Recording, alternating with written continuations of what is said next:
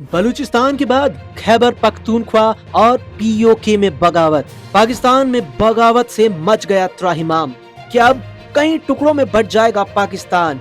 लंबे वक्त से पाकिस्तान से आजादी की मांग कर रहे बलूच राष्ट्रवादियों ने पिछले दिनों बलूचिस्तान का स्वतंत्रता दिवस 11 अगस्त को घोषित कर दिया है। संगठन ने पाकिस्तान के इस सबसे बड़े सूबे की पूरी आजादी का दावा करते हुए संयुक्त राष्ट्र और अंतर्राष्ट्रीय समुदायों से भी यहां अपील की है कि उसे एक अलग देश माना जाए और उसे औपचारिक मान्यता भी दी जाए। इसके लिए वैश्विक अभियान भी शुरू कर दिया गया। यहाँ पर अब ताजा जानकारी हम आप तक पहुंचा रही है। रक्षा विशेषज्ञों का इस पूरे मामले को लेकर मानना है कि ये अंदरूनी लड़ाई लंबी अगर खिंचती है तो चौतरफा दबाव से जूझ रही पाकिस्तानी फौज ताश के पत्तों की तरह ढह सकती है। उनकी राय में अफगानिस्तान से तनाव, डूंडर लाइन का विवाद और पीओके समेत तमाम मोर्चों पर अंदरूनी बगावत पाकिस्तान के लिए यहाँ अब काल बनती साबित हो रही है। रक्षा विशेषज्ञ मेजर जनरल जुल्फ कटोच के मुताबिक पाकिस्तान की सेना इस वक्त तीनों मोर्चों बलूचिस्तान, खैबर पख्तूनख्वा और पाक अधिकृत कश्मीर यानी पीओके पर भारी सरदर्द झेल रही है। उन्होंने कहा कि दुश्मन देश से लड़ते वक्त जवानों में जज्बा होता है, वो अपनी जान देने के लिए तैयार रहते हैं, लेकिन यहाँ लड़ाई दुश्मन से नहीं बल्कि अंदरूनी है। अपने ही देश में लड़ते हुए रोजाना सैनिकों की मौतें झेलना बेहद मुश्किल काम है।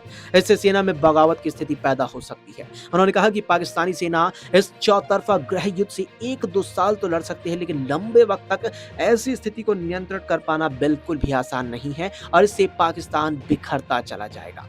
सेना के लिए मनोबल बनाए रखना चुनौतीपूर्ण होगा। कटोच ने कहा कि अगर अमेरिका बलूचिस्तान का समर्थन करता है तो चीन वहां पूरी तरह ब्लॉक हो जाएगा। ग्वादर अमेरिका को मिल जाएगा और बलूचिस्तान को आजादी मिल जाएगी। हालांकि उन्होंने ये भी कहा कि अमेरिका के हित फिलहाल पाकिस्तान से जुड़े हुए हैं, इसलिए अंदर खाने अमेरिका यहां पाकिस्तान को समर्थन भी कर सकता है, ये भी कुछ लोगों का मानना है। दरअसल विदेश मामलों के जानकार कमर आगा का कहना है कि पाकिस्तान ने बलूचिस्तान को हमेशा एक उपनिवेश की तरह ट्रीट किया और जबरन कब्जा बनाए रखा। गैस और प्राकृतिक संसाधनों से समृद्ध होने के बावजूद बलूच जनता गरीबी में रही। वहां स्कूल, कॉलेज और बुनियादी ढांचा तक भी बेहतर नहीं बनाया गया। इसके अलावा चीन पाकिस्तान आर्थिक गलियारे ने बलूचों की समस्या को और बढ़ा दिया था, जिससे असंतोष चरम पर पहुंच गया।